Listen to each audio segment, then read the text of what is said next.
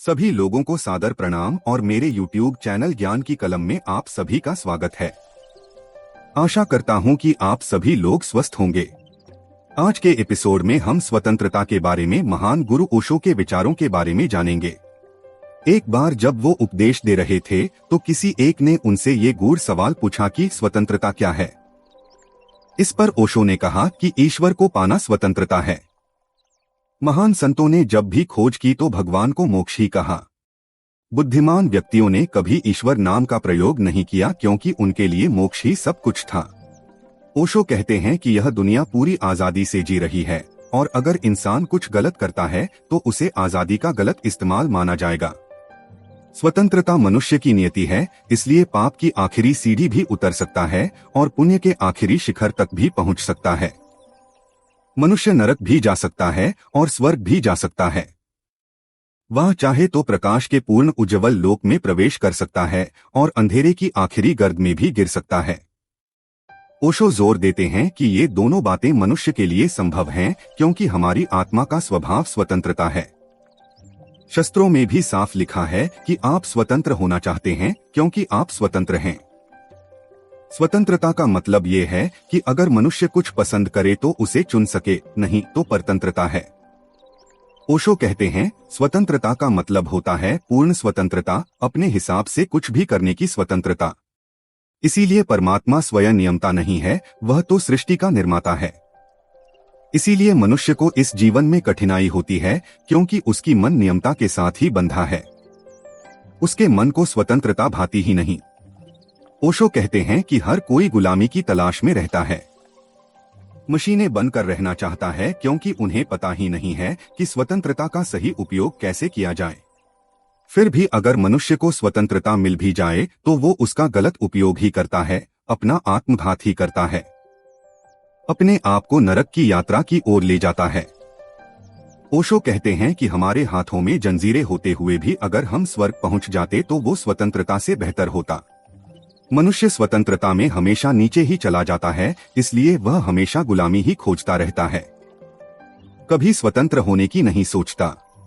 ओशो कहते हैं कि मनुष्य अलग अलग ढंग से गुलामी खोजता रहता है। किसी महान आदमी ने कहा है कि जितनी जल्दी हो सके स्वतंत्रता से पलायन कर जाओ, और अगर देखा जाए तो हर इंसान स्वतंत्रता से भाग रहा है। जहां भी उसे स्वतंत्रता दिखती है भाग के कोई न कोई गुलामी ढूंढ लेता है।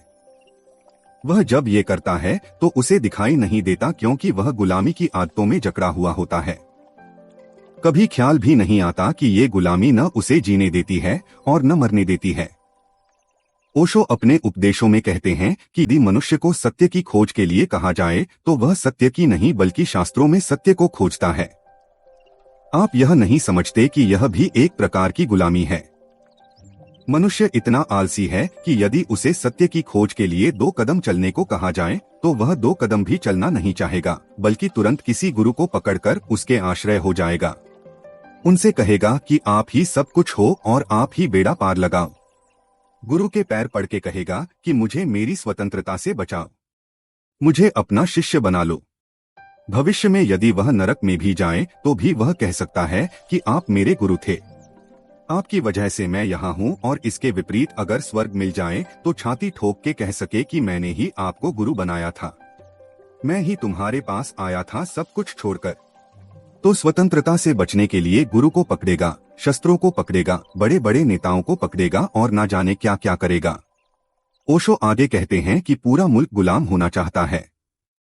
मुल्क के लोग कहते हैं कि कोई सही गलत बताने वाला आ जाए तो हम उसके चरणों में पड़ जाएं। बस झंझट में मत डालो, साफ साफ ये बता दो कि ये करो और ये मत करो।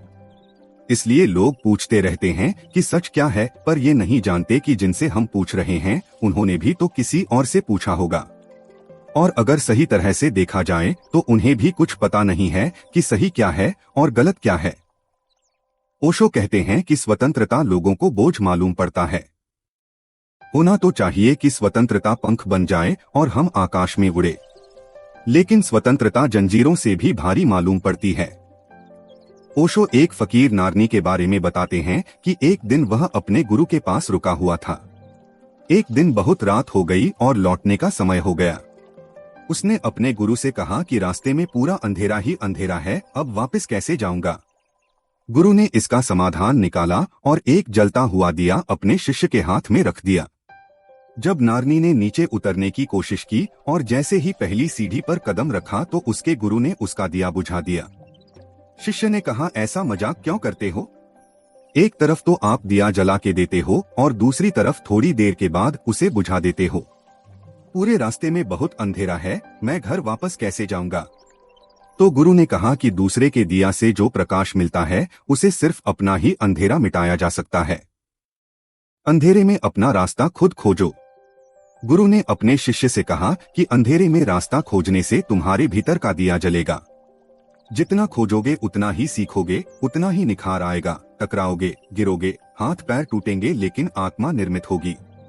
उन्होंने कहा, मेरे दिए के सहारे हाथ पैर तो बच जाएंगे लेकिन आत्मा खो जाएगी, इसलिए मैंने ये दिया बुझा दिया। नारनी ने अपने संस्मरण में लिखा है कि वो उस गुरु को कभी भूल नहीं पाए।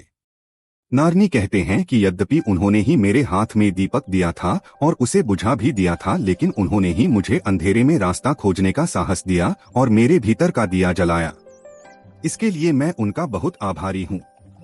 ओशो कहते हैं, परमात्मा जो कि स्वतंत्रता है वो भी आपको दिया दे सकता है। आप चाहें तो कीड़े मकोड़े की तरह जी सकते हो, कभी ना गिरेंगे, कभी ना भटकेंगे और नहीं ही नरक जाएंगे, बस सीधे स्वर्ग में पहुंच जाएंगे। ओशो जोर देते हैं कि जो स्वर्ग दूसरे के सहारे मिलता है वह नरक से भी बदतर है। उस स्वर्ग को पाना भी एक परतंत्रता होगी। जो सुख अपना खोजा हुआ नहीं है वो तो अशुभ से भी अशुभ है। इसलिए ओशो कहते हैं कि गुलामी की आदत से बाहर निकलो और अपने आप को जानो। दोस्तों, आशा करता हूं कि आपको ओशो की स्वतंत्रता पर विचार अच्छे लगे होंगे। ऐसे ही और वीडियो देखने के लिए मेरे चैनल से जुड़े रहें। चैनल को सब्सक्राइब करना ना भूले। जल्दी ही मिलते हैं अगली कड़ी में, तब तक अपना ख्याल रखिए।